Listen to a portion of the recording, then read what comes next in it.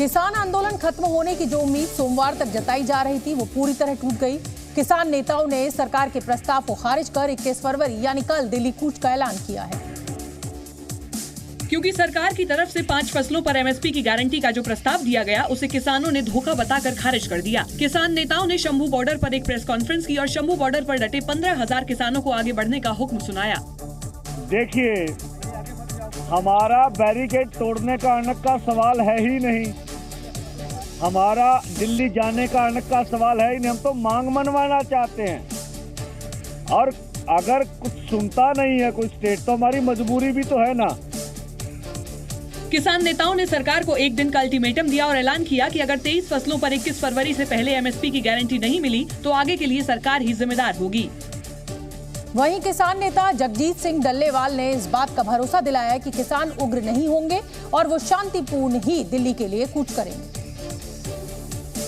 हालांकि किसान नेता जगजीत सिंह डल्लेवाल सरकार पर गंभीर आरोप लगाते भी दिखे। उन्होंने आरोप लगाया कि सरकार किसानों की छवि खराब करने के लिए किसानों को भड़का सकती है। सरकारां चाਹੁੰਦੀਆਂ ਨੇ कि ਤੁਹਾਨੂੰ उग्र करके अंदोलन ਨੂੰ ਖਿੰਡਾਇਆ जाए, लेकिन साडी सरकार ਨੂੰ अपील है कि साडा दिल्ली जाਣ ਦਾ जो प्रोग्राम है ਜਾਂ ਤਾਂ ਸਾਡੀਆਂ ਮੰਗਾਂ ਮੰਨ ਕੇ ਤੇ ਸਾਡਾ ਮਸਲਾ हल करे, नहीं करदी तो ਸਾਨੂੰ ਫਿਰ आराम ਨਾਲ दिल्ली बैठन देवे। किसानों ने साफ किया कि हाल फिलहाल में सरकार के साथ उनकी कोई बातचीत नहीं होनी है, लेकिन ये भी विश्वास दिलाया कि वो बातचीत के लिए हमेशा तैयार हैं। प्रदर्शनकारियों का आरोप है कि सरकार की नीयत में खोट है, इसलिए वो नहीं रुकेंगे। प्रदर्शनकारियों के तेवर देखते हुए आशंका जताई जा रही है कि इस बार भी पुराने किसान आंदोलन जैसे हालात बन सकते हैं।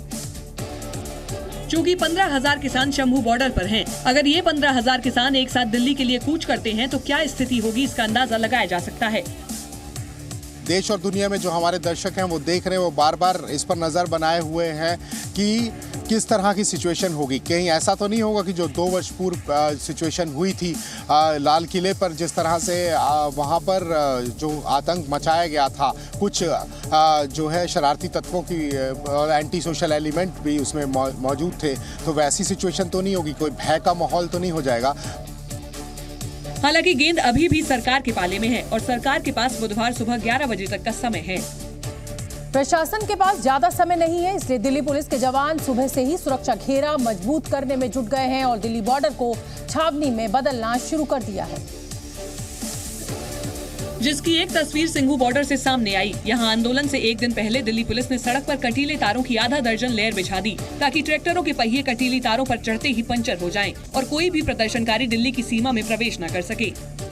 कल किसानों का दिल्ली मार्च है और दिल्ली मार्च से पहले किस तरह से प्रशासन तैयार है, तस्वीरों में अगर आपको हम लोग दिखाएं तो आप देखिए, आइए ये आप देखिए कि किस तरह से जो कटीले तार हैं, कटीले तारों को रोल बनाकर लगाया जा रहा है लगातार, और 1 2 3 4 5 रोल पहले ही तैयार हैं और ये 6ठा रोल लगातार लगाया जा रहा है। इससे पहले जो रोल्स थे उन रोलों को पीछे तरफ लगाया गया था, जहां पर आपको पैरामिलिट्री फोर्सेस दिखाई देगी। कटीले तारों के अलावा दिल्ली पुलिस के जवानों ने सिंघू बॉर्डर पर कंक्रीट के बैरिकेड, लोहे के बैरिकेड, क्रेन और पुराने वाहन बॉर्डर पर खड़ा करके ऐसा चक्रव्यूह बनाया जिसे भेदना किसानों के लिए आसान नहीं रहने वाला। लेकिन एक हफ्ते से चल रहे प्रदर्शन ने दिल्ली के लोगों की मुश्किलें बढ़ा रखी हैं। ट्रैफिक जाम और बॉर्डर पर फंसे लोगों ने जी न्यूज के कैमरे पर अपना दर्द बयान किया और दिल्ली के लोगों ने इस आंदोलन के लिए सरकार और किसान दोनों को जिम्मेदार ठहराया। कुछ लोगों ने अपनी परेशानियों के लिए सीधे तौर पर किसानों को कोसा तो कुछ लोगों ने दिल्ली पुलिस पर अपनी भड़ास निकाली और दलील दी कि जब किसान दिल्ली से कई किलोमीटर दूर हरियाणा बॉर्डर पर डटे हैं तो पहले से दिल्ली बॉर्डर की घेराबंदी नहीं करनी चाहिए। किसान कहाँ मर रहा है, किसान कहीं नहीं मर रहा है, ये तो सब विपक्ष का सब एक मुद्दा उठाया जाता है और कुछ नहीं है सर। आंदोलन करने का रोड पे जगह थोड़ी होता है, आपकी जो मांगे हैं वो आप रोड छोड़ के और भी जगह मांग सकते हैं। इस तरह का आंदोलन का नाम पे धब्बा है सर, एक्चुअली में धब्बा है, आप शांतिपूर्वक करिए। ये परेशानी सिर्फ आम लोगों की नहीं बल्कि व्यापारियों की भी है। भारत में व्यापारियों की सबसे बड़ी संस्था confederation of all India traders यानी CAIT ने एक बयान जारी करके बताया कि दिल्ली की सीमाएं सील होने की वजह से देश की अर्थव्यवस्था को 3 दिनों में 300 करोड़ से ज्यादा का नुकसान हो चुका है। यानी हर दिन देश की अर्थव्यवस्था को 100 करोड़ से ज्यादा का नुकसान बॉर्डरों के बंद और सील होने की वजह से हो रहा है।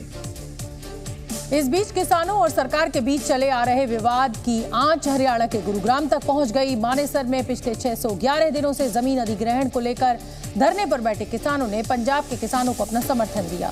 धरने पर बैठे किसानों ने दोपहर 12 बजे के बाद दिल्ली कूच करने की कोशिश की तो पुलिस ने उन्हें हिरासत में ले लिया। इस दौरान किसानों को काबू करने के लिए पुलिस ने हल्का बल भी प्रयोग किया और करीब 50 किसानों को हिरासत में लेकर मानेसर पुलिस लाइन भेज दिया। जी न्यूज़।